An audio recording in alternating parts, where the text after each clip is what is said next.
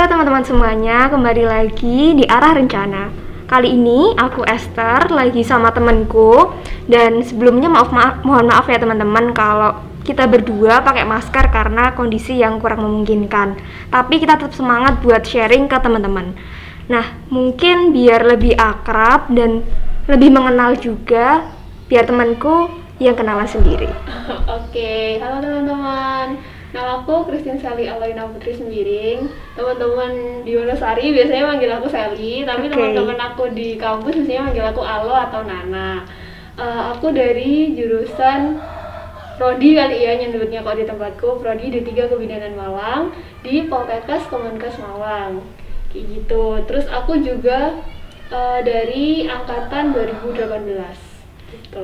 Oke, nah kali ini Mbak Sally ini akan sharing ke teman-teman mengenai jurusan atau prodi kebidanan. Oke, sebelum kita ulik lebih lanjut, boleh diceritakan dong kayak dulu tuh apa sih yang membuat Mbak Sally tuh ingin masuk ke jurusan ini? Atau mungkin sama univnya ya? Sebenarnya kalau buat motivasi atau alasannya sebenarnya long story banget sih. Cuma kalau aku tuh sebenarnya keluargaku tuh keluarga kesehatan sebenarnya. Jadi kayak dari simbah, terus mama juga kerja di rumah sakit, terus budeku, sepupu-sepupuku gitu juga banyak yang jadi perawat kayak gitu. Jadi dulu waktu kecil tuh aku udah biasa gitu loh buat keluar masuk rumah sakit tuh bukan karena sakit, tapi emang diajak ke rumah sakit gitu kan. Terus kayak kebetulan mama sama papaku juga kayak kalau bisa nyoba ke kesehatan dong kayak gitu kan. Terus aku mikir jurusan apa ya yang kira-kira tuh cocok sama karakter aku yang kayak gini, terus sesuai dengan kemauan aku juga kayak gitu kan. Akhirnya aku mikir perawat atau bidan ya gitu. Tapi ternyata setelah aku gali lebih lanjut lagi, ternyata kayaknya aku lebih cocok ke bidan daripada ke perawat gitu. Di awal kayak gitu sih buat motivasinya. Terus kalau kenapa ke Malang, sebenarnya apa ya? Jogja sebenarnya ada sih, cuma kemarin aku juga udah nyoba di Jogja buat yang jalur rapot, cuma kebetulan nggak keterima. Terus kakak aku yang di Jawa Timur tuh nawarin gitu loh, apa mau kuliah di sini aja kayak gitu. Ya udah, terus coba-coba ternyata masuk di Malang, jadi ya udah ambil yang di Malang kayak gitu. Oke, tadi kan sempat disinggung ada jalur masuk yang melalui rapot. Nah, kalau di Poltekkes Kemenkes Malang ini tuh jalur masuknya tuh kayak gimana sih, atau misalnya dulu tuh gimana proses-prosesnya kayak gitu? Sebenarnya setauku ya, kalau buat masuknya itu seluruh Poltekkes tuh gambaran umumnya sama. Jadi kayak kita tuh ada tes masuknya tuh dari yang pertama dari sebenarnya bukan rapot sih, ya rapot. Terus ada juga yang dia tuh dari jalur prestasi gitu loh. Nah, prestasinya ini tuh yang unik, itu dari Poltekkes kan kayak biasanya berarti sesuai dengan jurusan lintas minatnya kayak gitu kan, tapi ternyata enggak. Jadi dia tuh bisa yang akademik maupun non akademik. Temenku tuh ada yang dia tuh lomba baris berbaris kalau nggak salah ya, terus dia tuh dimasukin ternyata masuk. Jadi dia ternyata tuh nggak cuma yang lomba-lomba yang sejalur gitu loh, tapi ternyata juga bisa yang lomba yang tidak sejalur tuh juga bisa masuk. Itu buat jalur yang prestasi. Terus ada juga jalur yang namanya kalau di tahunku tuh namanya Simpen Maru, tapi kalau sekarang tuh kalau nggak salah namanya SIMAMA, seleksi masuk bersama. Nah, itu tuh seleksinya itu buat seluruh Poltekkes di Indonesia gitu loh, dalam waktu yang bersamaan. Jadi kayak SBM gitu ya? Ya, kayak gitu, tapi buat Poltekkes. Nah, terus itu tuh materi yang diujikan, mata pelajaran yang diujikan itu ada IPA tuh basic ya, fisika, biologi, terus kimia, terus matematika, bahasa Inggris sama bahasa Indonesia. Itu. Nah, aku lihat jalur yang itu, jalur yang Simpen Maru atau SIMAMA itu tadi. Terus ada juga jalur mandiri. Sebenarnya kalau jalur mandiri itu sama, ya dia ngerjain soal gitu kan. Tapi yang dibedain tuh kalau setauku di uang masuknya atau UKT-nya gitu. Itu yang membedakan. Iya. Jadi kayak ada berapa tahap? 4 ya? Ada rapot, prestasi, terus kayak apa tadi SIMAMA, bersama, terus sama mandiri. Oke. Gitu. Terus kalau tadi kan ada tes ya, pengetahuan dasar yang perlu ditonjolkan tuh apa sih? Atau mungkin karena ini kesehatan kayak perlu pintar banget biologi kayak gitu, Mbak? Sebenarnya kalau buat mata pelajaran dasar sih bener sih, pasti biologi pasti. Terutama biologi yang manusia gitu loh, kayak kesehatan manusia. Kok tumbuhan kan kita nggak mungkin bahas ya, kalau di kebidanan nggak mungkin bahas tentang tumbuhan. Terus menurutku sebenarnya kalian tuh nggak perlu pintar sih teman-teman, maksudnya nggak perlu yang kayak terlalu pintar buat mata pelajaran biologi kayak gitu. Cuma kalian mau buat belajar. Terus juga selain mata pelajaran, menurutku tuh kalian juga harus mau buat belajar tentang psikologi. Kenapa? Karena yang kita hadapin di sini tuh bukan barang, bukan benda gitu loh, tapi manusia. Kita tuh kayak bener-bener face to face. Kalau udah praktek, kita pasti akan face to face sama orang kan. Iya, dan jadi, orang itu kompleks kan. Dan kita tuh harus bener-bener ngerti gitu loh orang ini sebelum kita ngasih pengobatan ke dia. Tuh kita bener-bener harus tahu masalahnya kayak gimana, terus keluhannya dia kayak gimana. Jadi kita bener-bener harus mengetahui orang ini dulu gitu. Jadi menurutku psikis juga penting sih, selain diperlukan dasar biologi yang bagus itu tadi. Oke, tadi kan biasanya nih biologi itu kaitannya sama hafalan. Nah, harus pintar ngafalin nggak sih? Jujur aja ya teman-teman, sebenarnya aku ini bukan tipikal orang yang suka hafalan. Aku lebih suka hitung-hitungan. Jadinya aku dulu tuh UN-nya ngambil fisika kalau nggak salah. Mantap. Jadi kayak belok gitu loh. Tapi ternyata biologi itu kenapa aku jadi suka, karena itu tuh membahas tubuh kita sendiri gitu loh.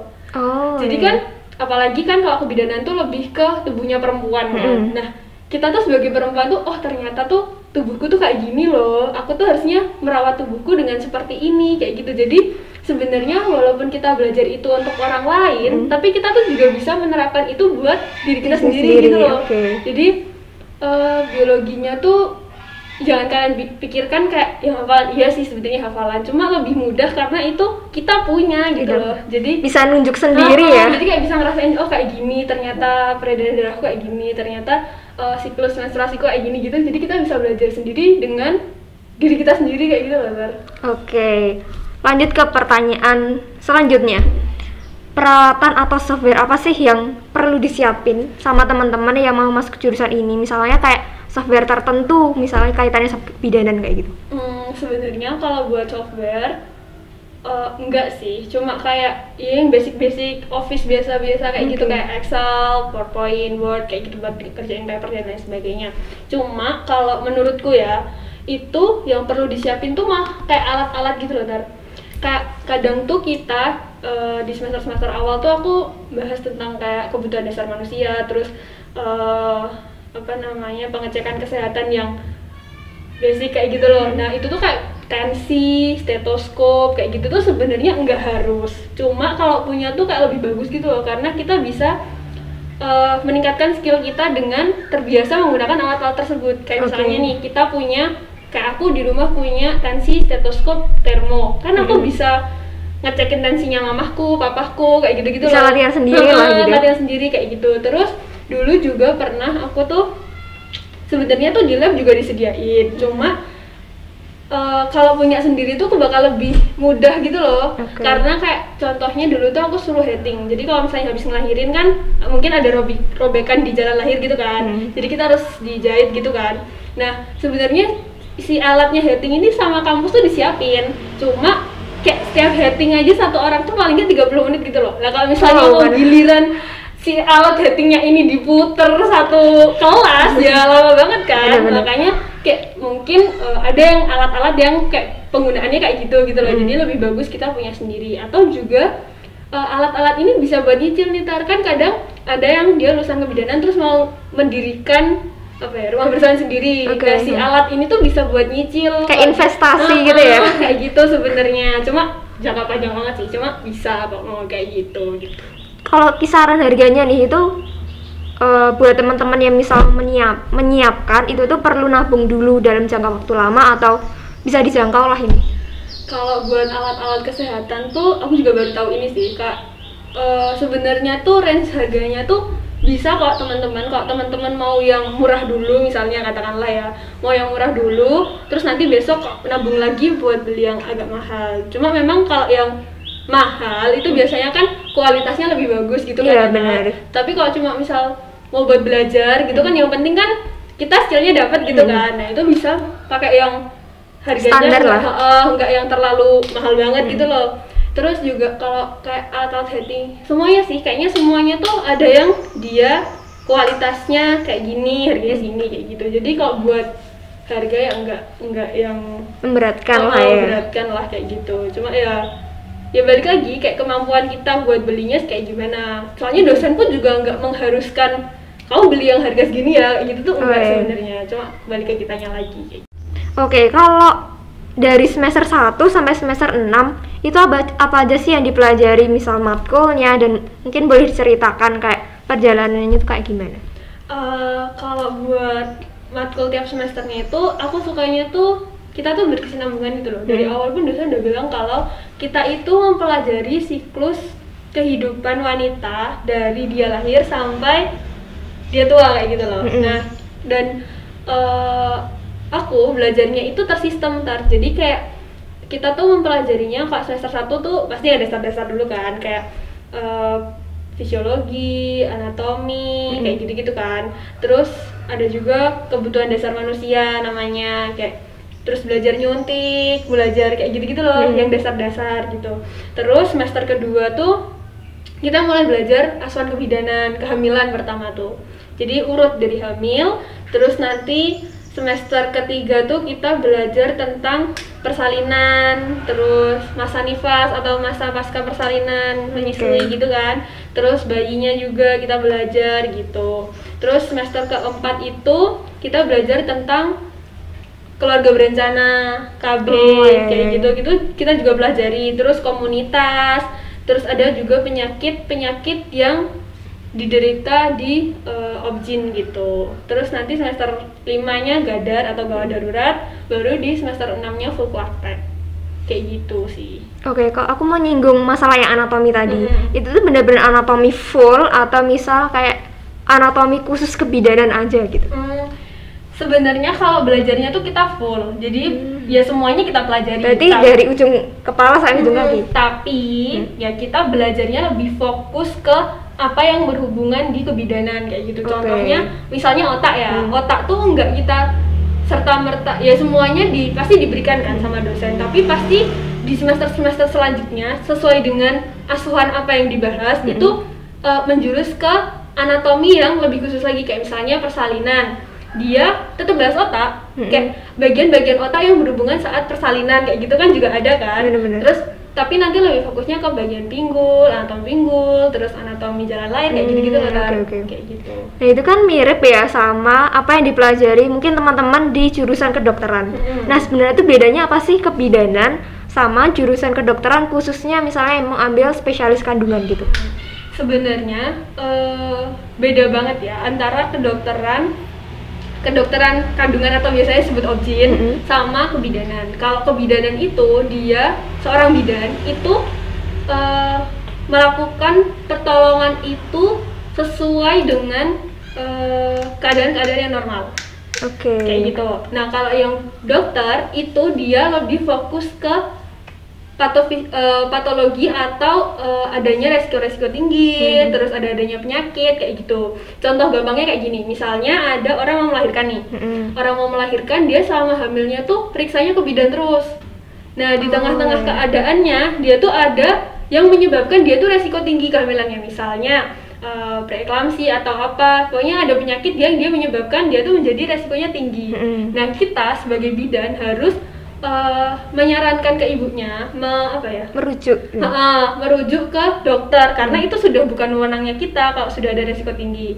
Nah, nanti misalnya nih di dokter pun teman-teman kadang tuh ada pemikiran-pemikiran yang kalau di dokter tuh pas di sesar, ya nggak sih? Kadang masyarakat masih mikirnya kayak gitu kan.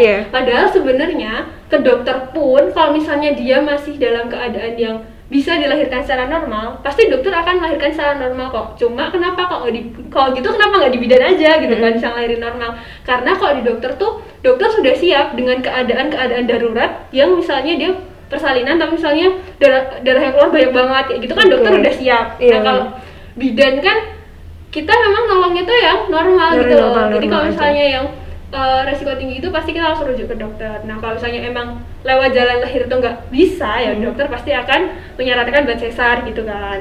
Nah, kalau misalnya udah sesar, boleh kok balik ke bidan lagi buat kontrol. Jadi kontrolnya nggak juga harus ke dokter juga.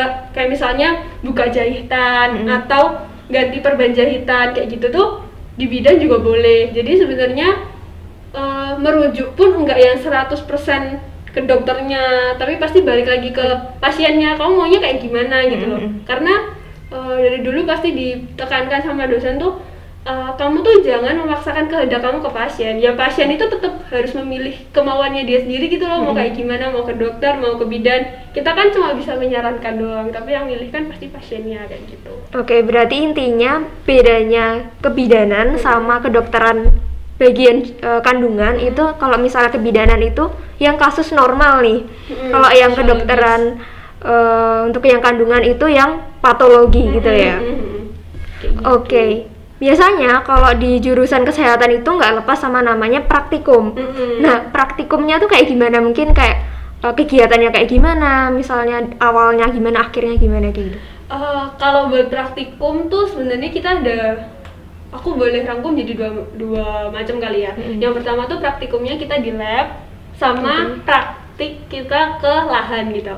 Kalau pasti sebelum kita praktik ke lahan ini pasti kita ke lab dulu kan, kita nyoba ke pantum, terus nyoba ke teman kita kayak gitu. Nah nanti kalau udah baru kita diterjunin ke lahan. Nah kalau di lahan ini ya udah ya kita udah kayak apa ya, asistennya. Biasanya kan kalau di lahan itu diterjunkannya di macam-macam tempat ya. Ada mungkin di bidannya atau bidan praktek mandiri kalau di sini biasanya sebutnya kayak gitu. Terus ada di klinik mungkin, ada di rumah sakit, ada di puskesmas kayak gitu kan.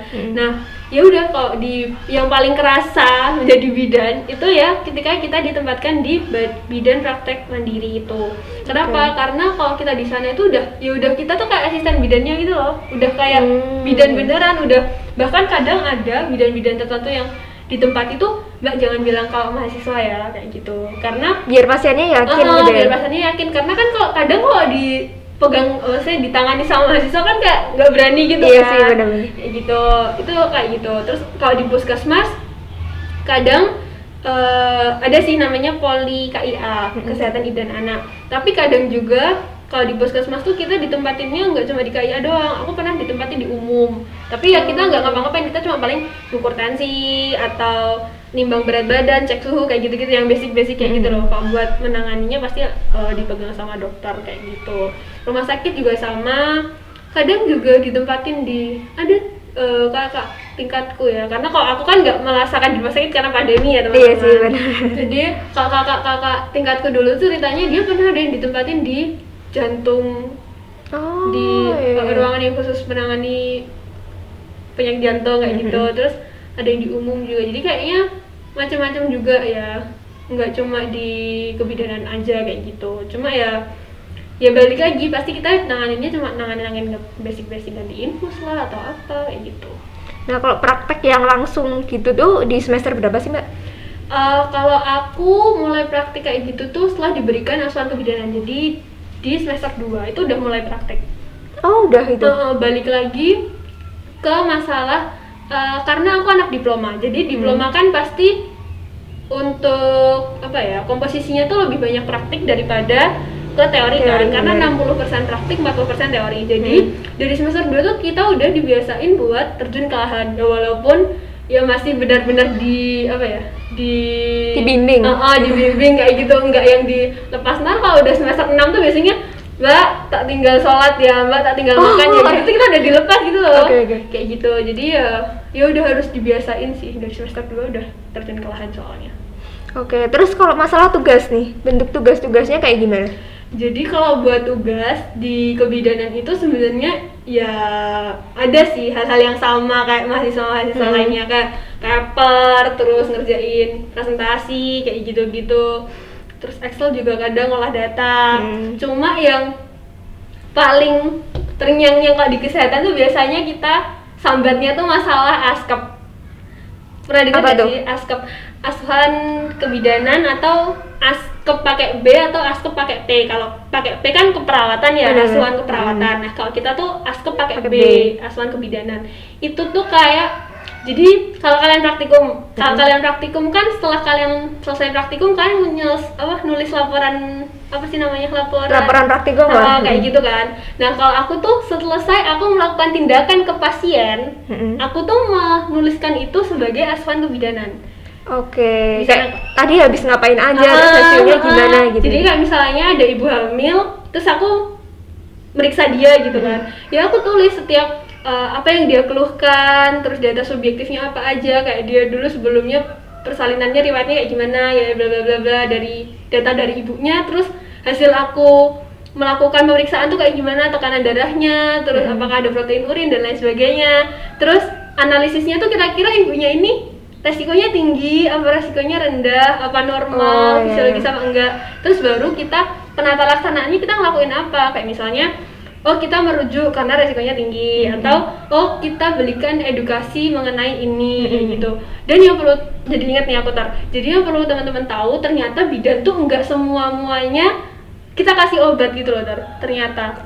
Jadi kadang kalau kalian coba deh besok rasain kalau misalnya kalian ke bidan mungkin apa ya, periksa kandungan atau apa, ternyata tuh ada yang setiap keluhan yang dirasakan oleh pasiennya ini tuh kita cuma kasih omongan gitu loh bener-bener yang dipengaruhi itu psikologisnya.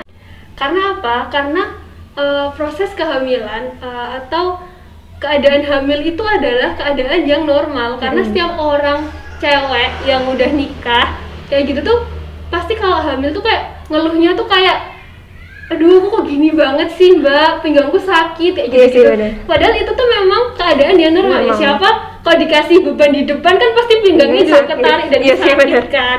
Nah kita tuh ngasihnya tuh enggak yang sebenarnya ada sih obat yang buat meredakan, cuma kasihan bayinya dong kalau setiap hari dia dikasih obat. Nah kita ngasihnya tuh kayak Bu, ya sabar ya, kayak gini kita jelaskan itu memang prosesnya seperti ini, terus mungkin ibu bisa menguranginya dengan dikompres atau apa. Mungkin jadi, karena gerakan kasih gerakan. Terus bebannya kan juga berat kan kalau di depan kan, kayak gitu. Jadi nggak serta-merta kayak aduh aku nggak mau lah ke bidan nanti dikasih obat, enggak juga. Sebenarnya kita juga kasih apa ya, perlakuan apa yang perlu digunakan untuk mengurangi ketidaknyamanan tersebut gitu. Iya sih, benar-benar. Kayak gitu. Makanya kadang pun beberapa jadi ingat juga, ntar aku mau cerita kalau di bidan tuh kadang-kadang di desa tuh nggak cuma dia menangani pasien-pasien yang kayak hamil atau melahirkan, tapi kadang-kadang bapak-bapak flu aja datangnya ke bidan kayak gitu-gitu loh teman-teman. Karena kadang apa, karena bidan itu dia tuh ngasihnya tuh terapinya nggak cuma dari obat gitu loh. Kadang kan kalau kita misalnya berobat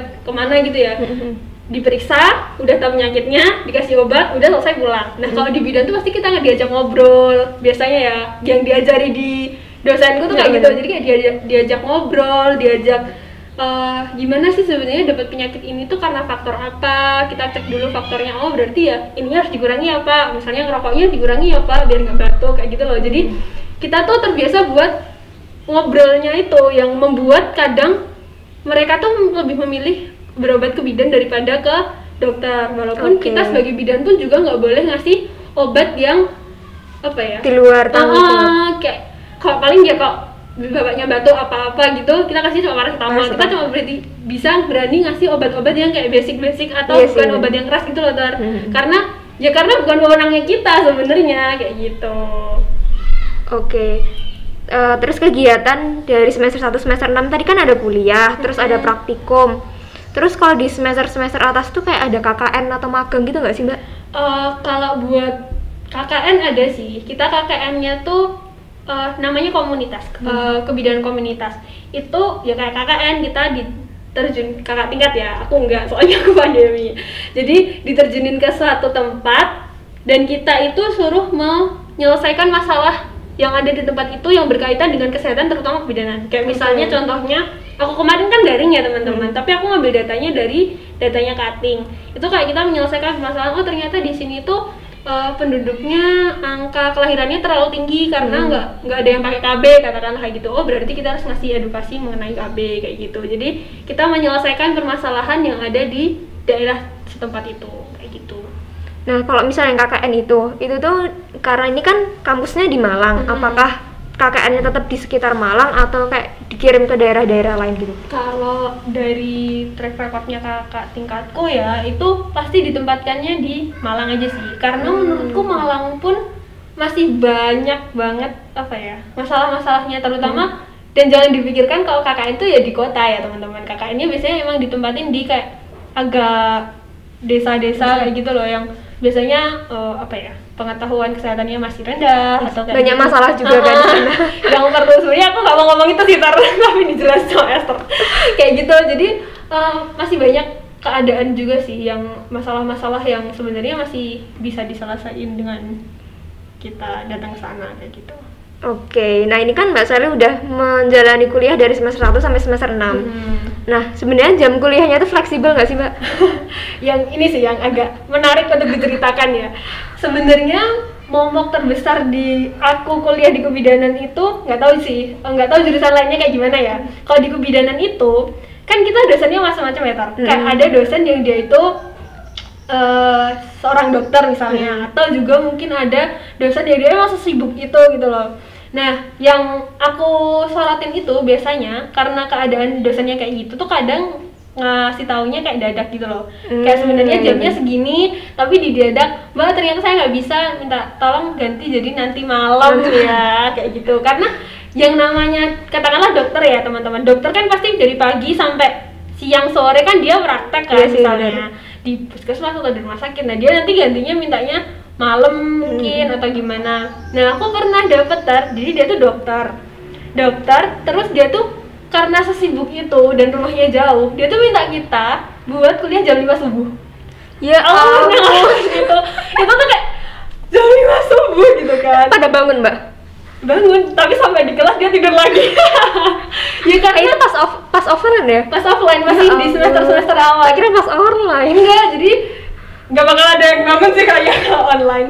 Jadi si dokternya ini tuh kayak ngasih pilihan gitu loh. Mbak, kalian mau kuliahnya gimana nih modelnya gitu kan. Kalau misalnya mau tatap muka ya saya bisanya antara pagi atau malam. Nah karena teman-teman gue ini kayak aduh malam males banget gak sih. Nah kita bilang pagi lah, ternyata bapaknya ini paginya itu drill sepagi itu gitu loh. Kayak waduh ternyata jam 5 pagi. Dan tapi puji Tuhannya sih bapaknya ini tuh baik gitu loh terus. Jadi ketika kita masuk kadang aku bahkan nggak mandi, aku nggak mandi kan jam 5 subuh malam dingin banget gue. Iyalah. Terus bangun berangkat kayak siap-siap gitu berangkat sampai sana kita tidur tuh bapaknya kayak sadar tuh loh kayak ya udah nggak apa-apa temennya nggak usah dibangunin, biarin aja tidur kayak gitu loh. Untung ya bukan dosen yang kilat. Jadi dosennya tuh sebaik kita gitu loh puji Tuhannya tuh. Jadi dia udah kayak gitu. Terus bapaknya juga kayak nggak apa-apa ya Mbak, maaf ya, kayak maaf banget aku harus kayak gini soalnya nggak bisa waktunya. Bapaknya itu emang sesibuk itu masih semester awal sih. Jadi aku gak bisa bayangin kalau itu semester akhir yang udah pada malas gitu kan ya. Masih semester awal, jadi masih pada semangat kalau buat kuliah walaupun sepagi itu. Nah, terus misalnya aku mau nyinggung ini kaitannya sama fleksibel atau enggak tadi, di Poltekkes Kemenkes Malang tuh ada kayak organisasi gitu nggak sih?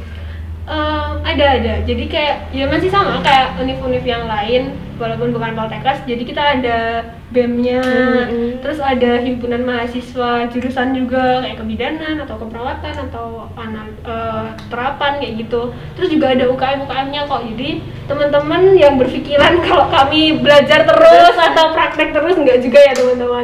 Kita juga ada UKM-UKM-nya. Aku juga ikut UKM juga sih. Aku kebetulan jadi pengurus UKM olahraga kalau di sana. Gitu. Jadi masih ada waktu lah buat beraktivitas yang lain. Karena kan ada mindset kalau anak kesehatan tuh belajar terus kan ya. Enggak, teman-teman enggak. Jadi ya sebenarnya kalau waktu itu sebenarnya bisa sih Kak. Kayak sebenarnya balik ke kitanya lagi. Kalian mau waktunya ini full buat belajar apa mau ada yang buat seneng-seneng atau mau ada yang buat organisasi itu balik ke kita lagi. Karena sebenarnya waktu itu ada, cuma kita mau apa enggak buat ngambil waktu yang kosong itu buat ngerjain yang lain ya. Iya sih bener-bener. Terus ini, aku mau tanya kaitannya sama kompetisi. Mungkin khusus yang kaitannya sama jurusan kebidanan ya, itu tuh ada apa aja sih Mbak? Kalau buat yang khusus kebidanan setauku cuma karya ilmiah ya. Atau entah aku yang nggak tahu atau karya ilmiah sama cerdas cermat kalau nggak salah tahu. Tapi kalau sebenarnya teman-teman just information ya, kalau misal di Poltekkes itu sebenarnya ada lomba-lomba yang non akademik kali ya nyebutnya, non akademik yang nggak berhubungan sama pembelajaran, tapi diadakan di Poltekkes se-Indonesia. Oke, jadi kayak O2SN gitu ya? Kayak gitu bisa kali ya. Tapi sebenarnya gagasan itu awalnya cuma di Jawa, Bali sama Nusa Tenggara doang kan. Pas zamanku tahun berapa berarti? Aku pokoknya semester awal tuh cuma di 3 pulau itu doang. Nah itu tuh ada seni budaya, terus kayak lomba nyanyi, lomba tari kayak gitu-gitu. Terus ada yang lomba olahraganya juga kayak basket, volley kayak gitu-gitu loh. Nah kalau di tahun ini, di tahun 2020 tuh sebenarnya mau diadain di seluruh Indonesia, senusantara gitu loh. Cuma karena pandemi ya jadi molor teman-teman. Jadi seharusnya aku masih bisa ikut di tahun 2020 kemarin karena aku belum semester akhir kan. Nah tapi karena diundur nggak tahu kapan, dan katanya sih maksudnya dananya juga udah dialih fungsikan untuk hal yang lain kayak gitu loh. Jadinya ya udah sih ya, karena ya masih kayak gini keadaannya, terus juga masih daring juga kan. Tapi sebenarnya itu sih teman-teman, jadi masih banyak lomba-lomba yang mungkin masih, kalau kalian minatnya nggak cuma di bidang akademik doang, tuh masih banyak sebenarnya lomba-lomba. Terus Poltekkes juga membuka kok kesempatan yang mau lomba-lomba di luar akademik, terus mungkin di universitas mana atau Poltekkes mana gitu biasanya didukung juga sama kampus kayak gitu. Yang penting nggak dadak aja sih, biar bisa dicariin dana dan fasilitas lain sebagainya kayak gitu. Oke, jadi ada banyak kesempatan buat teman-teman yang pengen masuk ke jurusan ini dan pengen berkompetisi gitu ya. Nah ini kan Mbak Sela udah menjalani semester 6. Nah biasanya semester 6 atau semester akhir tuh ada, mungkin teman-teman mengenalnya skripsi ya. Kalau di sini tuh bentuknya kayak gimana? Nah kalau di tempatku kan, kalau di D4 atau di S1 kan namanya skripsi. Nah kalau di aku namanya tugas akhir. Tugas akhir itu aku cerita katingku aja ya, karena kalau aku kan angkatan corona ya, jadi di gimana caranya biar tetap lulus gitu ya. Nah kalau di katingku itu dulu tugas akhirnya itu kayak asuhan yang berkesinambungan gitu loh. Asuhan berkesinambungan itu kayak gimana? Asuhan berkesinambungan tuh jadi dia nemenin melakukan asuhan dari mulai ibunya hamil, melahirkan, masa nifas, sampai dia tuh memilih kontrasepsi apa yang mau digunakan kayak gitu. Jadi kayak bener-bener katingku dulu tuh melakukan asuhan tuh berbulan-bulan gitu loh karena dia harus mulai dari ibunya masih hamil kayak gitu, terus bantuin persalinannya, terus masa nifasnya kayak gitu-gitu sampai selesai. Dan itu memang lebih ribet dibandingkan sama angkatanku. Kalau angkatanku itu kami kayak literatur review gitu loh jadi kayak jurnal, terus kita lihat misalnya asuhan apa, terus kita lihat penata laksanaannya atau faktor yang menyebabkan kejadian itu apa, terus ya udah kayak gitu, kayak menelaah jurnal kayak gitu loh teman-teman. Oke, jadi mungkin karya tugas akhirnya itu kayak literatur review. Jadi kayak ada sumber, terus kita telaah, terus disimpulkan hasilnya apa kayak gitu. Oke, terus kalau lulus tuh gelarnya apa Mbak? Kalau buat D3 itu ahli media kebidanan AMD-Kep kayak gitu. Kalau buat D4, karena kita D4 ya diploma, jadinya sarjana terapan kebidanan STR pakai B ya teman-teman, bukan pakai P. Terus kalau kan kita ada profesi juga ya ya. Ada profesinya. Nah kalau profesi itu kan dia otomatis D4 kan, jadi gelarnya tuh STR kebidanan ditambahin belakangnya BD. Dia udah profesi gitu. Nah terus kalau setelah lulus itu ngapain aja atau masih ada tahap-tahap selanjutnya nih? Kalau buat lulus itu contohnya aku ya, kayak awal sekarang udah sidang, tapi aku masih punya tanggungan namanya UKOM, uji kompetensi. Nah itu si UKOM ini adalah kalau di tahunku itu juga berpengaruh ke kelulusan gitu loh. Jadi dia 40% buat menentukan kelulusanku. Nah, kalau si UKOM ini buat apa sih sebenarnya UKOM? Jadi UKOM ini tujuannya adalah untuk mendapatkan STR atau surat tanda registrasi. Nah, surat tanda registrasi ini yang biasanya diminta kalau kita ngelamar pekerjaan. Jadi kayak gampangannya tuh kayak kamu sudah kompeten gitu loh untuk melakukan pekerjaan ini kayak gitu. Nah, itu fungsinya dari STR. Nah, buat teman-teman tahu, mungkin teman-teman nggak tahu ya aku di selain kebidanan kayak gimana sistemnya. Kalau di kebidanan itu si STR ini bisa didapatkan di D3 sama profesi. Jadi kalau kalian D4, kalian belum dapat STR teman-teman. Jadi kalian harus lanjutin ke profesi dulu baru bisa dapat STR-nya kayak gitu. Nah terus uji kompetensi itu kayak gimana sih gitu? Kalau uji kompetensi itu kita ngerjain soal. Jadi kalau nggak salah tuh 180 soal dalam waktu 180 menit. Dan itu tuh isinya semuanya kasus. Jadi kayak kita harus menyelesaikan kasus itu atau kita harus cari penyebab kasus itu kayak gitu dari data yang udah ada di soalnya itu gitu loh Tar. Jadi kayak soal cerita gitu loh teman-teman. Jadi kita harus membaca ya, benar-benar membaca gitu sih biar tahu bisa ngerjain. Oke, terus tadi kan uji kompetensi terus akhirnya dapat surat izin gitu ya? Atau surat registrasi? Tanda registrasi. Tanda registrasi, habis itu bisa praktek. Nah biasanya prakteknya itu di mana sih? Atau misalnya kerjanya kayak gitu? Kalau buat bidan sendiri, kerjanya tuh bisa di macam-macam sih Tar. Nggak melulu yang kayak puskesmas, rumah sakit, tapi mungkin bisa di bidan praktek mandiri yang ceritain tadi, terus juga ada di klinik. Bahkan kakak tingkatku tuh ada dia kerja tuh di klinik kecantikan gitu loh Tar. Oh bisa ya? Bisa ternyata. Jadi mungkin klinik kecantikan kan juga tetap ada yang nyuntik, ada yang kayak gitu mungkin ya. Jadi bisa lah skill kita digunain di situ. Terus ada juga di rumah sakit, puskesmas gitu kan. Atau mungkin juga mau mendirikan praktek sendiri kayak gitu ya. Bisa, cuma kalau nggak salah mulai tahun ini kalau nggak salah ya itu tuh harus untuk mendirikan praktek sendiri itu harus diploma 4 D4 dan juga udah profesi baru bisa mendirikan praktek mandiri kayak gitu. Oke, jadi kalau misalnya D3 udah bisa kerja tapi belum bisa mendirikan praktek mandiri. Jadi harus ya kerja dulu, dan praktek mandiri pun itu syaratnya banyak banget. Jadi nggak serta-merta terus kita lulus profesi terus bisa mendirikan, itu juga nggak. Ada banyak tahap yang harus dilalui dan syarat-syarat yang harus dipenuhi juga buat bisa mendirikan praktek kayak gitu. Oke, aku tadi lupa nih menyinggung kaitannya sama biaya kuliah. Nah, di Poltekkes tuh biaya kuliahnya termasuk mahal nggak sih, Kak? Sebenarnya biasanya anggapannya masyarakat tuh kalau kuliah di kesehatan tuh kayak mahal ya, benar sih. Sebenarnya kalau di Poltekkes sih, puji Tuhan keterima di Poltekkes itu biayanya ya masih terjangkau sih kalau menurutku ya.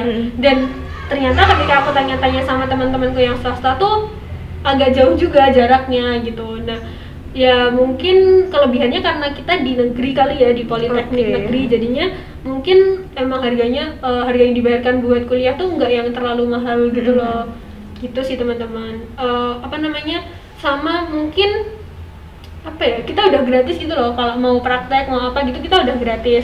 Cuma kalau misalnya praktek kan kita biasanya kalau misal buat ujian itu kita perlu pasien kan, pasien yang kita lakukan, kita berikan asuhan gitu kan. Nah biasanya pasiennya ini tuh walaupun nggak diminta duit, tapi kita tuh biasanya ngasih sebagai tanda ucapan terima kasih ya. Sama kita ngasih bingkisan sih biasanya kayak gitu.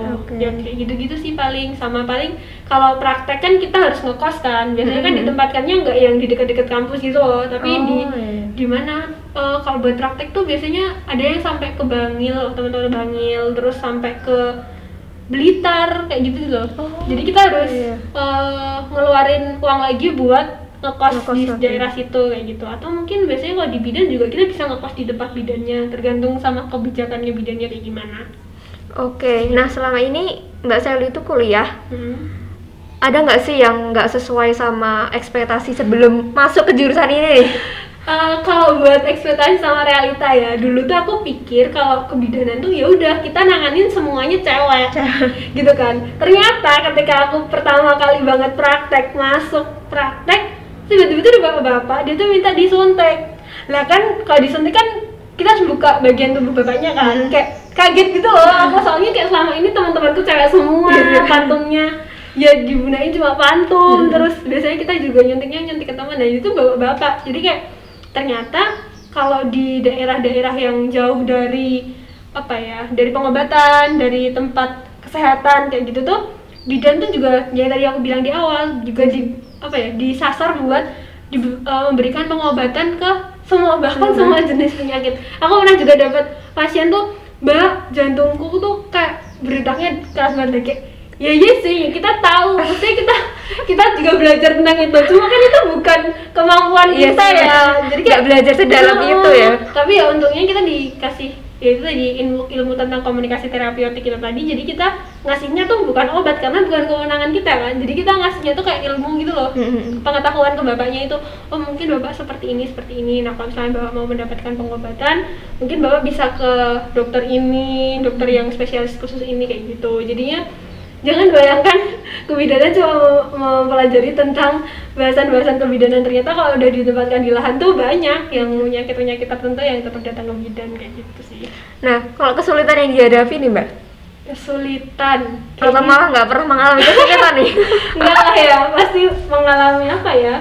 Kalau aku lebih ke sebenarnya ini juga yang perlu dipersiapkan sama teman-teman ya. Aku tuh udah, menurutku aku tuh kayak udah bisa lah gitu ya dulu kebidanan gitu kan.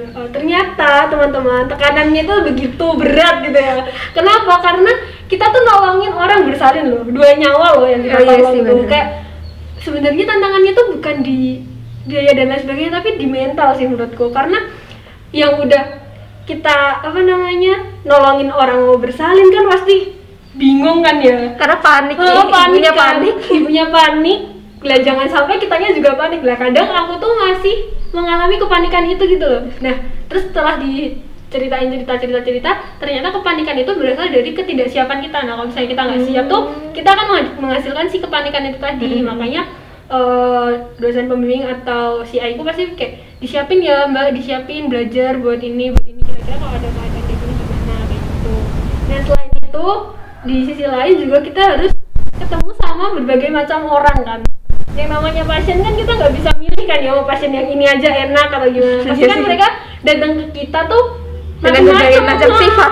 Jadi ada yang marah-marah, ada yang kayak kadang kan kita kalau nggak kuat mental kan kayak ibunya ini ngapain gitu kan. Tapi kita harus siap mental gitu loh dalam setiap situasi apapun, keadaan apapun, terus sifat yang kayak gimana pun. Nah kalau kayak tadi kan aku cerita kalau dapat mata kuliah Gadar kan, dan ternyata Gadar di kampus yang bisa lah, tahu lah penata laksanaannya kalau Gadar kayak gini. Ketika ada di kehidupan kita tuh nggak semudah itu, karena kita harus menghadapi ibunya yang panik, terus kitanya yang merasa udah belajar tapi kayak susah gitu loh, tiba-tiba lupa gitu ya, kayak gitu karena saking paniknya.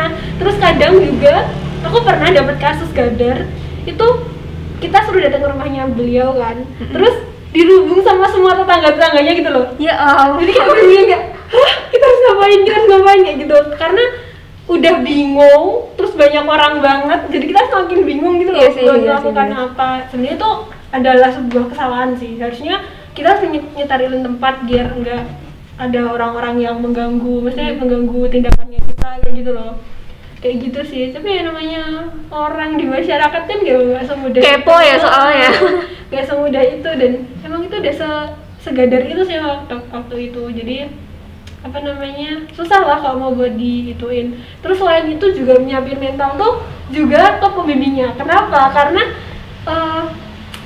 ya misalnya kita mau persalinan ya, terus si bidan yang mau kita tempatin praktek terus lagi bantuin persalinan ini kan kayak ayo deh cepet deh, ini kan waktunya kan namanya persalinan kan cepet ya, nggak bisa ditunda-tunda gitu loh. Kayak kita harus gerak cepat gitu loh. Kita harus dia ambilin ini, dia ambilin gel, ambilin heating, ambil ini kayak gitu tuh kita harus kayak cak gitu loh. Lah ketika kita tuh lola itu kan pasti ya disuarani kan kayak deh cepet deh gitu kan, karena kalau nggak siap kayak kalau nggak siap mental kan langsung kayak aku sesalah itu ya kayak gitu. Jadi yang benar-benar harus disiapin tuh ya mental tadi sih. Jadi tantangannya tuh emang harus menguatkan mental. Jadi mau dimarahin kayak gimana ya udah ya emang waktu itu aja gitu. Dan kita harus belajar lagi selanjutnya tuh kayak gini, kalau keadaannya kayak gini kita harus kayak gini kayak gitu sih. Oke, tadi berdasarkan ekspektasi yang ternyata realitanya beda, terus kesulitan itu tuh pernah mengalami salah jurusan gak sih? Pernah sih. Kapan tuh Mbak? Di awal-awal dulu tuh pernah aku praktek pertama tuh kayak aku membuat kesalahan. Aku tuh dulu mental tempe banget teman-teman, for your information. Jadi cuma getak dikit aja sama temanku atau siapa gitu, aku pasti kayak merasa yang aku salah banget ya kayak gitu loh. Lah pernah aku tuh pas praktek pertama, aku tuh mau mandi kan, terus ada suatu kesalahan yang aku lakukan, terus si bidannya tuh kayak jadi gak mood sama aku gitu loh. Nah, aku kayak langsung telepon temanku loh, aku mau pulang aja, aku gak mau lanjutin, aku mau keluar aja dari kebidanan, aku bilang kayak gitu. Padahal itu tuh ternyata habis hari itu ya, terus untung temanku menguatkan sih, gak mendukung aku untuk pulang gitu ya. Dia bilang ya setelah tenang saya gini-gini, dan hari selanjutnya tuh ternyata bidannya juga udah biasa aja. Jadi sebenarnya tuh nggak gitu juga sih, cuma ya udahlah ya. Terus ternyata semakin kesini yang dipelajarin tuh penyakit-penyakit yang menurutku tuh kayak aku baru tahu ini. Terus ya ampun, jangan-jangan aku salah jurusan ya kesini kayak gitu. Terus sama sikap aku yang kasar, maksudnya aku merasa aku kasar gitu kan ke pasien atau gimana gitu, atau jangan-jangan aku salah jurusan ya kesini, aku nggak bisa se-care itu ternyata sama pasien, nggak bisa selembut itu sama pasien kayak gitu. Tapi ternyata semakin kesini ya ada kok bagian-bagian yang mengasihkan, yang akhirnya menutup semua pikiran-pikiranku kalau aku tuh salah jurusan kayak gitu loh. Jadi ya dinikmatin aja sih sebenarnya prosesnya ya. Nah, kalau menurut Mbak Sally, tipe orang kayak gimana sih yang cocok masuk ke jurusan kebidanan dan orang-orang yang nggak cocok nih? Kalau menurutku ya, sebenarnya tipikal orang yang kayak gimana pun di awal itu nggak 100% menentukan dia cocok apa nggak di kebidanan. Yang penting menurutku tuh dia mau belajar sama dia mau menghadapi setiap tantangan yang ada. Itu pasti ntar semakin kesini tuh dia akan siap dan merasa cocok, merasa itu passionnya gitu loh. Jadi buat teman-teman, kadang aku pun merasa kok, aduh aku tuh orangnya kasar, aku tuh orangnya bodo amatan gitu loh. Ternyata ketika aku masuk kebidanan bisa kok aku jadi orang yang lebih peka, lebih care kayak gitu tuh ternyata bisa gitu. Dan itu juga aku rasain ke teman-temanku, kayak teman-temanku di awal pertemuan masuk ke kebidanan tuh orangnya ternyata kayak gini. Setelah kita udah 6 semester bareng-bareng tuh ternyata oh iya ya, ternyata orang ini yang dulu kasar atau orang ini yang dulu mulutnya terlalu ceplas-ceplos gitu, ternyata semakin kesini mungkin karena kita ketemu pasien terus kita ngasih komunikasi ke pasien terus-terusan, jadi ternyata itu juga merubah sifat atau karakter kita juga kok semakin kesini. Jadi yang penting kalau menurutku teman-teman yang mau berusaha buat jadi bidan gitu, ayolah, nggak apa-apa masuk aja ke bidang ini gitu. Atau mungkin teman-teman yang ngerasa aku orangnya care, aku orangnya kayak gini dan aku suka di bidang ini, nggak apa-apa masuk aja gitu. Yang penting kalian mau usaha dan jangan sampai menyerah di tengah jalan, karena banyak juga loh ternyata orang-orang yang dia tuh merasa kayak gitu, tapi setelah tahu aslinya kayak gini tuh kayak dia nyerah gitu loh di tengah jalan, terus keluar dan lain sebagainya, kayak gitu juga ada. Jadi yang penting buat teman-teman yang mau masuk ke jurusan ini tuh penting niat dan mau belajar gitu ya. Karena kan akan ada banyak tantangan, nggak cuma di jurusan ini sebenarnya ya, di jurusan lain juga bisa. Nah, terakhir nih Mbak, pesan apa sih yang pengen Mbak Sally sampaikan ke teman-teman yang mungkin pengen masuk ke jurusan ini tapi masih ragu atau lagi bingung nih mau masuk ke jurusan apa? Kalau kataku ya teman-teman, ketika kalian ada niat atau kalian terpanggil di jurusan ini atau merasa passion kalian di jurusan ini, ayo kita berusaha. Karena apa? Karena masalah di Indonesia mengenai kebidanan itu banyak banget yang belum terselesaikan. Angka kematian ibu masih tinggi, angka kematian bayi masih tinggi, nakes di seluruh penjuru negeri ini belum tersebar dengan rata kayak gitu. Jadi ayo teman-teman, kalau misalnya kalian memang benar-benar mau membantu negeri ini terus menyelesaikan permasalahan kebidanan mengenai ibu dan anak di negeri ini, ayo bareng-bareng kita jadi bidan yang berkualitas, yang bisa bermanfaat buat negeri kita, buat orang-orang di sekitar kita yang butuhkan kita, kayak gitu sih. Oke, thank you banget ya Mbak Sally udah mau sharing-sharing ke teman-teman. Nah, buat teman-teman yang mungkin masih kepo kaitannya sama jurusan ini atau misalnya jurusan lain, bisa tulis di kolom komentar ataupun DM ke Instagram Arah Rencana. Dan sampai jumpa di video selanjutnya. Bye bye.